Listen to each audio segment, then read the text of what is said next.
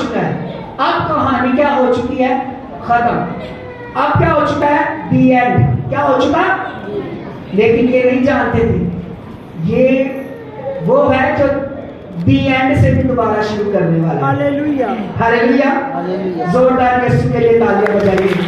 میں آپ کو واقعہ سنانے والا ہوں. خدا میں دل میں ڈال رہا ہے. آپ کو یاد ہوگا لازر کا واقعہ. لازر بھی جب قبر میں چلا گیا تھا تو سارے کیا سمجھ رہے تھے؟ کیا ہو چکا ہے؟ دی اینڈ ہو چکا ہے. قبرستان بتاتا ہے ختم شدہ. قبرستان کیا بتاتا ہے؟ ختم شدہ. قبر میں سے کوئی باہر نہیں نکل سکتا. یہ کیا ہے؟ ختم شدہ.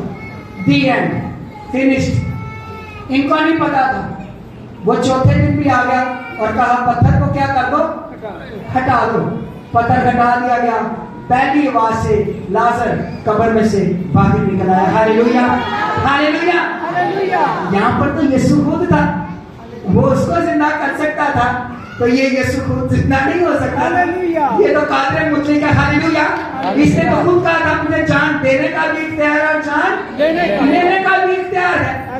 اس وقت یہ سمجھیں کہ کیا ہو چکا ہے؟ ختم. خاتمہ ہو گیا. شگیف بچ گئے. لوگ لگا گئے.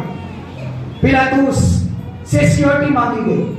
قبر پہ پہرے کے لیے پہرا آ گیا. مہر کر دی جائے. مہر کر دی گئی. نگہبان بٹھا دیے 72 گھنٹے کے لیے کیونکہ اس نے کہا تھا یہ 3 دن کے بعد زندہ ہوگا. تو 3 دن تک نگہبانی کی گئی. نگہبانی ہو رہی تھی.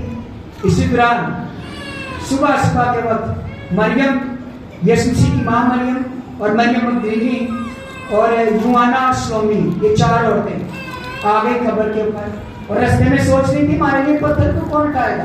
خوشبودار چیزیں مل رہی ہیں. لیکن جب وہاں پر پہنچی اور یہ پتھر تقریباً 2 ٹن وزنی 8 فٹ اونچا 8 فٹ چوڑا پتھر. اتنا وزنی پتھر رکھا ہے کہ کوئی ہٹا بھی نہ سکے.